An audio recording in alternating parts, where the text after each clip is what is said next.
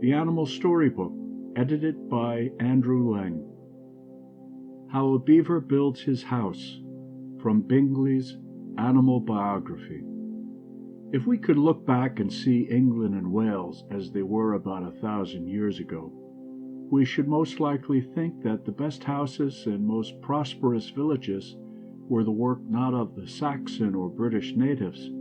but of the little beavers, which were then to be found in some of the rivers, though they have long ceased to exist there. Those who want to see what beavers can do must look to America, and there, either in Canada or even as far south as Louisiana, they will find the little creatures as busy as ever,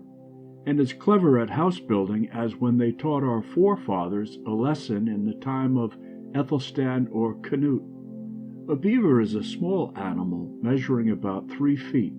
and has fine glossy dark brown hair. Its tail, which is its trough and cauldbell, and many other things besides, is nearly a foot long, and has no hair at all, and is divided into little scales, something like a fish. Beavers cannot bear to live by themselves, and are never happy unless they have 200 or 300 friends close at hand, whom they can visit every day and all day,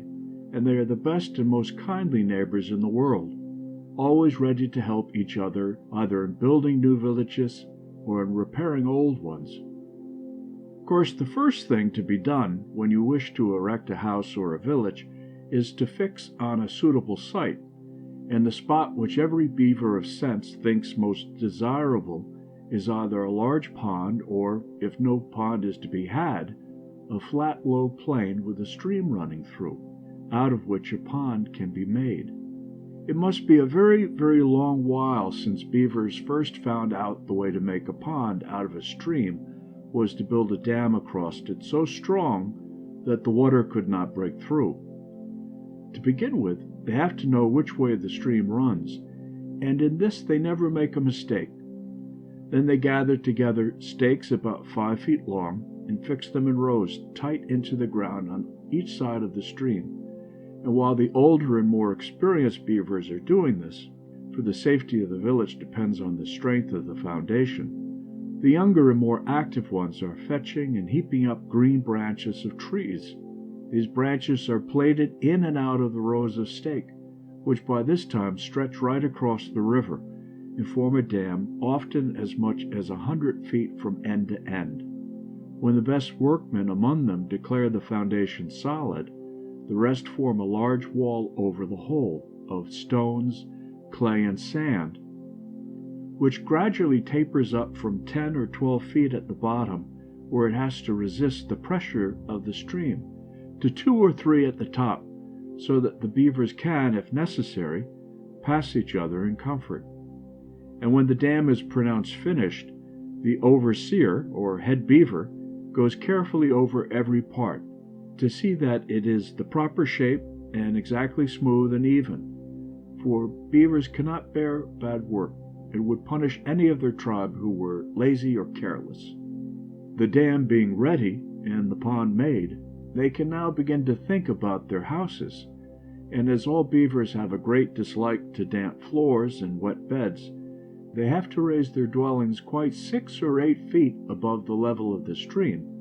so that no sudden swelling of the river during the rainy season shall make them cold and uncomfortable. Beavers are always quite clear in their minds as to what they want and how to get it, and they like to keep things distinct. When they're in the water, they are perfectly happy, but when they are out of it, they like to be dry. In order to keep their houses warm and snug, they wait till the water is low during the summer, and then they can drive piles into the bed of the stream with more safety and less trouble than if the river is running hard. It generally takes 2 or 3 months before the village is finished, and the bark and shoots of young trees, which is their favorite food, collected and stored up. But the little round huts, not unlike beehives, are only intended for winter homes, as no beaver would think of sleeping indoors during the summer, or indeed of staying 2 days in the same place. So every 3 or 4 years they spend the long days in making their village of earth, stones, and sticks, plastered together with some kind of mortar which they carry about on their tails, to spread neatly over the inside of their houses. All that a beaver does is beautifully finished as well as substantial. The walls of his house are usually about 2 feet thick, and sometimes he has as many as 3 stories to his house, when he has a large family or a number of friends to live with him. One thing is quite certain: no beaver will ever set up housekeeping alone, but sometimes he will be content with 1 companion, and sometimes he will have as many as 30. But however full the hut may be, there is never any confusion. Each beaver has his fixed place on the floor, which is covered with dried leaves and moss,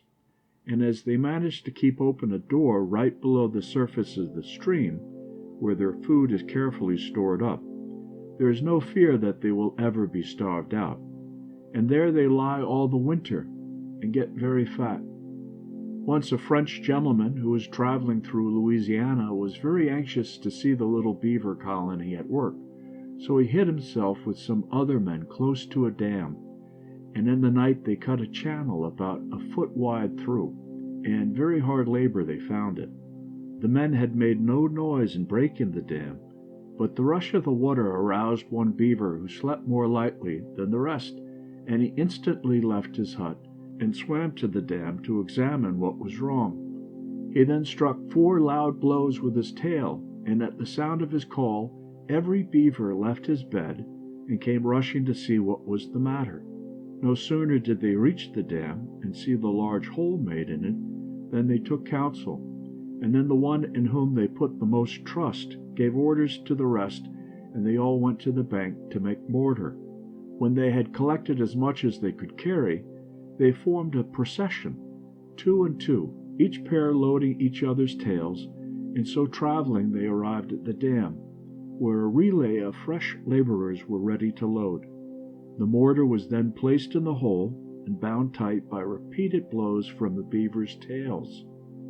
So hard did they work, and so much sense did they show, that in a short time all was as firm as ever. Then one of the leading spirits clapped his tail twice, and in a moment all were in bed and asleep again. Beavers are very hard working, but they know how to make themselves comfortable too, and if they are content with bark and twigs at home, they appreciate nicer food if they can get it. A gentleman once took a beaver with him to New York, and it used to wander about the house like a dog, feeding chiefly upon bread, with fish now and then for a treat. Not being able to find any moss or leaves for a bed, it used to seize upon all the soft bits of stuff that came in its way, and carry them off to its sleeping corner. One day a cat discovered its hiding place, and thought it would be a nice comfortable place for her kittens to sleep, and when the beaver came back from his walk he found, like the 3 bears, that someone was sleeping in his bed. He had never seen things of that kind before, but they were small and he was big, so he said nothing and lay down somewhere else. Only, if ever their mother was away, he would go and hold one of them to his breast to warm it, and keep it there until its mother came back.